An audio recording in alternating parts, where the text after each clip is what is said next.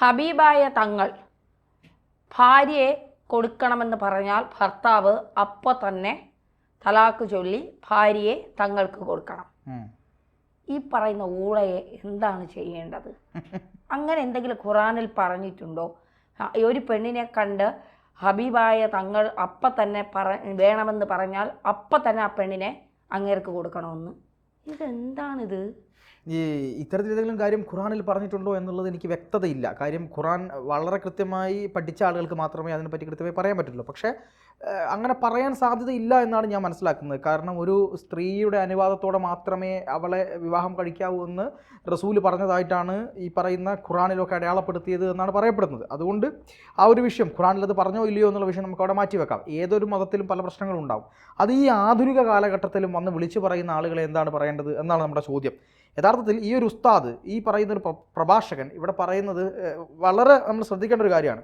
ഹബീബായ തങ്ങൾ ഒരു സ്ത്രീയെ കാണുന്നു. ആ സ്ത്രീയെ കണ്ട സമയത്ത് അവളോടൊരു ഇഷ്ടം തോന്നുകയാണ്. അങ്ങനെ ഇഷ്ടം തോന്നിക്കഴിഞ്ഞാൽ ആ സ്ത്രീയുടെ കുടുംബക്കാരോട് ഈ കാര്യം പറഞ്ഞാൽ അവൾ ആ സമയം കല്യാണത്തിന് തയ്യാറായിരിക്കണം. കല്യാണത്തിന് തയ്യാറായേ പറ്റുള്ളൂ, വേറൊരു കാര്യമില്ല. ഇനി ഈ കുട്ടിക്ക് വേറൊരു പ്രണയമോ സ്നേഹമോ ഇഷ്ടമോ ഉണ്ട് എന്ന് വിചാരിച്ചോ, അങ്ങനെ ഒരാൾ വന്നിട്ട് ഇവിടെ ഈ പിന്നെ എന്താണ് ഹബീബായ തങ്ങൾ പറഞ്ഞ സമയത്ത് അതിനെ മാറ്റി നിർത്തിക്കൊണ്ട് ഈ കുട്ടിയെ കല്യാണം കഴിച്ച് കൊണ്ടുപോവുക എന്നൊരു കൺസെപ്റ്റ് അവിടെ ഉണ്ടായി എന്ന് കരുതുക. ഈ പറയുന്ന പുള്ളി പറയുന്നത് അങ്ങനെയേ പാടില്ല. അതായത് കല്യാണം കഴിച്ചു കൊണ്ടുപോകുക എന്നത് പിന്നെയല്ലേ. ഹബീബായ തങ്ങൾ പറഞ്ഞ ആ സ്ത്രീയുടെ മേൽ പിന്നെ ആ കണ്ണുകൊണ്ട് നോക്കാൻ പോലും പാടില്ല. എന്തായാലും തങ്ങൾ പറഞ്ഞ ആ മുസ്ലിം പ്രഭാഷകൻ പറഞ്ഞില്ലേ, അതൊന്ന് പ്രേക്ഷകരെ കാണിക്കാം തീർച്ചയായും. എന്നിട്ട് ഈ പറയുന്ന പ്രഭാഷകൻ എന്ന ഊള എന്ത് ചെയ്യണമെന്ന് അവർ തീരുമാനിക്കട്ടെ. പെണ്ണിനെ ഹബീബായ തങ്ങള് ആവശ്യപ്പെട്ടാൽ നിക്കാഹിന് നിന്നു കൊടുക്കൽ ആ പെണ്ണിന് നിർബന്ധം. കണ്ടല്ലോ വാർത്ത? കണ്ടു. സത്യത്തിൽ എനിക്ക് നമ്മൾ ഈ പറയുമല്ലോ കയ്യൊക്കെ തരിച്ചു കയറുന്നു നല്ലത് പൊട്ടിക്കാനെന്ന്. അല്ല, അത് വളരെ ഗൗരവകരമായി ചർച്ച ചെയ്യേണ്ട ഒരു കാര്യം തന്നെയാണ്. ഇത്തരത്തിലുള്ള കുറേ ഊളത്തരങ്ങൾ പറയുന്ന കുറേ പ്രഭാഷകന്മാർ ഇറങ്ങിയിട്ടുണ്ട് ഈ സ്ത്രീയുടെ കാര്യവുമായി ബന്ധപ്പെട്ട്. സ്ത്രീ കൃഷിയിടമാണ് എന്ന് പറഞ്ഞുകൊണ്ട്, അല്ലെങ്കിൽ സ്ത്രീ ഇങ്ങനെയാണ് എന്ന് പറഞ്ഞുകൊണ്ട് ഇറങ്ങിയ കുറേ ആളുകളുണ്ട്. ഇതിൽ തന്നെ ഇദ്ദേഹം പറയുന്നത് ഇനി ഒരു ഭാര്യയും ഭർത്താവും കൂടെ നടന്നു പോവുകയാണ്. അപ്പം ഈ എന്താണ് ഹബീബായ തങ്ങൾ കണ്ടു, ഈ ഭാര്യയെ കണ്ടപ്പോൾ തങ്ങൾക്കൊരു മോഹം തോന്നിക്കഴിഞ്ഞാൽ ഉടൻ തന്നെ എന്താണ് ഈ കാര്യം പറഞ്ഞു കഴിഞ്ഞാൽ ആ സ്പോട്ടിൽ തലാക്ക് ചൊല്ലണം.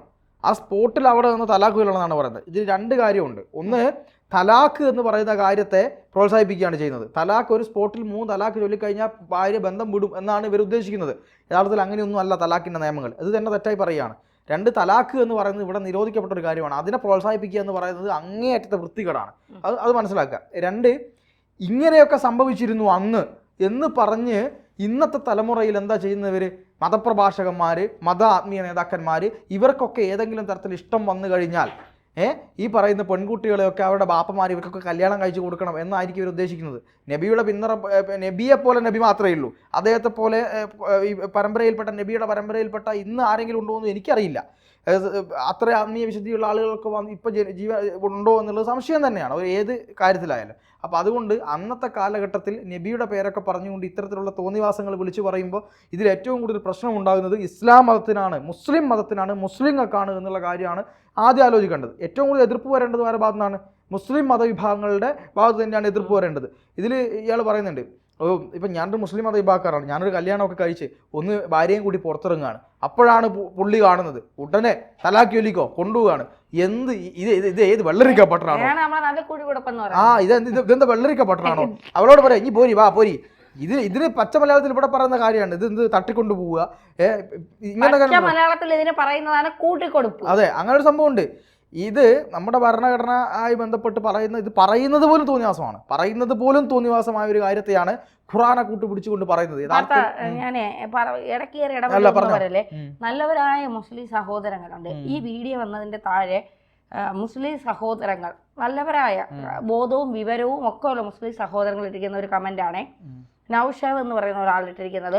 ഇവനെ തല്ലുന്നതിന് മുൻപ് അത് കേട്ടിരുന്ന നായ് മക്കളെയാണ് ആദ്യം തല്ലേണ്ടത്. അടുത്ത് നിയാസ് എന്ന് പറയുന്ന ഒരാളിട്ടേക്കുന്നത് ആ നാട്ടുകാരെ പറഞ്ഞാൽ മതിയല്ലോ. അടുത്ത് ഷായ് കരിയാസ്, അദ്ദേഹം പറയുന്നത് ഇസ്ലാം സമുദായത്തെ നശിപ്പിക്കാനുണ്ടായ അവന്റെ മോന്ത അടിച്ചു പൊളിക്കാൻ ആരുമില്ല അവിടെ. അടുത്ത് ഷുഹൈദ്, ഞാനും ഒരു മുസ്ലിമാണ്, ഇതുപോലുള്ള വാക്കുകളോ സൽക്കർമ്മങ്ങളോ ഞാൻ ഇതുവരെ മദ്രസയിൽ പഠിച്ചിട്ടില്ല. അടുത്ത് ഐഷസ് പറയുന്നത് മുസ്ലിമിനെ പറയിപ്പിക്കാൻ വേണ്ടി ഓരോ ആളുകൾ കഷ്ടം. ഇതൊക്കെ കേട്ട് നിൽക്കുന്നവർക്കും അത് തിരുത്താതെ സപ്പോർട്ട് ചെയ്യുന്നവരെയുമാണ് ആദ്യം പറയേണ്ടത്.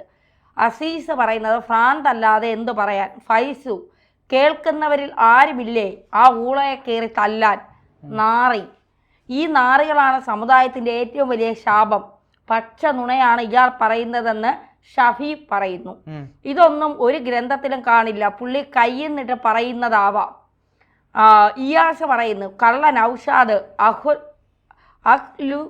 അഖ്ലുസനിയിൽ ജമാ പുറത്തിറക്കിയ തെണ്ടിയാണിവൻ. അറിയില്ലെങ്കിൽ ഇയാൾക്ക് വല്ല തേപ്പ് പണിക്കും പൊയ്ക്കൂടെ വെറുതെ പറയിപ്പിക്കാൻ. എന്നെ തെറി വിളിച്ചവർ ഒന്ന് ഇവിടെ വന്ന് മുഖം കാണിച്ചിട്ട് പോയാൽ നന്നായിരുന്നു. സ്വന്തം മതത്തിൽ ഇതുപോലെയുള്ള വിവരക്കേടുകൾ പറയുമ്പോൾ അതിനെ വിമർശിക്കുന്നതിൻ്റെ പേരിൽ എത്ര മനോഹരമായ തെറികളാണ് നിങ്ങൾ വിളിച്ചത്. ഇനിയും വിളിക്കേണ്ടവർ ഇവിടെ കമോൺ. ഇവൻ്റെ ഈണത്തിലുള്ള തന്തയില്ലായ്മ. അല്ല, ഇതിൽ വേറൊരു കാര്യമുണ്ട്. ഇവന്റെ തല അടിച്ചു പൊളിക്കണം. ഇങ്ങനെയാണ് കമന്റുകൾ പോകുന്നത്. മൊത്തം കമന്റുകളും മുസ്ലിം സമുദായത്തിലുള്ള നല്ല വിവരമുള്ള സഹോദരന്മാരിട്ടിരിക്കുകയാണ്.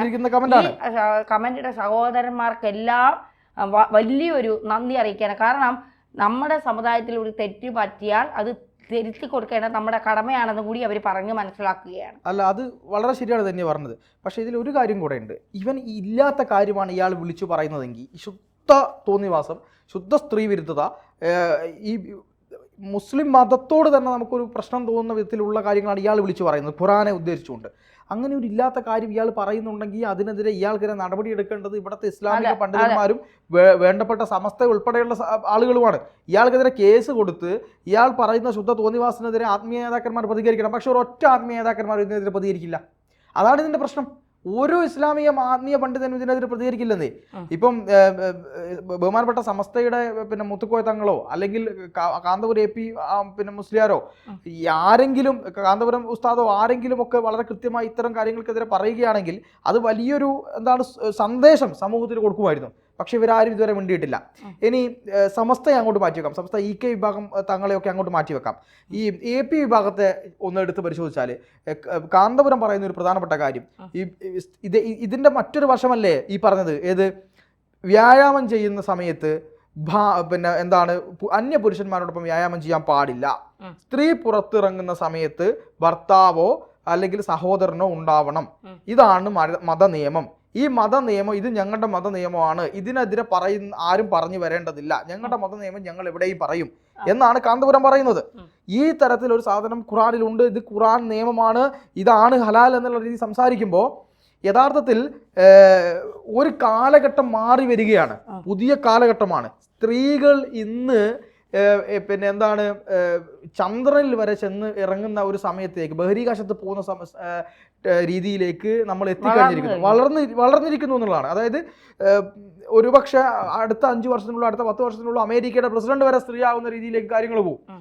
ആ രീതിയിൽ പോയിക്കൊണ്ടിരിക്കുന്ന ഒരു സാഹചര്യത്തിലാണ് ഇപ്പോഴും ഇവിടെ എന്ത് പറഞ്ഞുകൊണ്ടിരിക്കുന്നത്, ഈ രീതിയിലുള്ള കാര്യങ്ങൾ ഇവർ പറഞ്ഞുകൊണ്ടിരിക്കുന്നത്.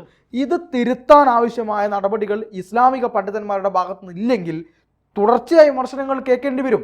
അങ്ങനെ വിമർശനങ്ങൾ കേൾക്കുമ്പോൾ അതിനടിയിൽ വന്നിട്ട് ഞങ്ങളുടെ മതത്തിന്റെ കാര്യമാണെന്ന് പറഞ്ഞുകൊണ്ട് കാര്യമില്ല. പൊതുവായിട്ടുള്ള സ്ത്രീ വിരുദ്ധ നിയമങ്ങൾ ഏത് മതം പറഞ്ഞാലും മൗലിക അവകാശങ്ങൾ, അതായത് നമ്മുടെ ഭരണഘടന ഉറപ്പ് കൊടുക്കുന്ന മൗലിക അവകാശങ്ങൾക്കപ്പുറത്തേക്ക് ഏത് മതനിയമം ഉണ്ടാക്കിയാലും അത് ഭരണഘടനാ വിരുദ്ധമാണ്. അത് അങ്ങനെ തന്നെ പറയാനുള്ള അവകാശമുണ്ട്. എന്തായാലും ഇസ്ലാം സഹോദരങ്ങൾ, മുസ്ലിം സഹോദരങ്ങൾ ഇതുപോലുള്ള ആളുകളെ കൈകാര്യം ചെയ്തില്ലെങ്കിൽ വലിയ പ്രശ്നം നമ്മുടെ സമൂഹത്തിൽ ഉണ്ടാവും.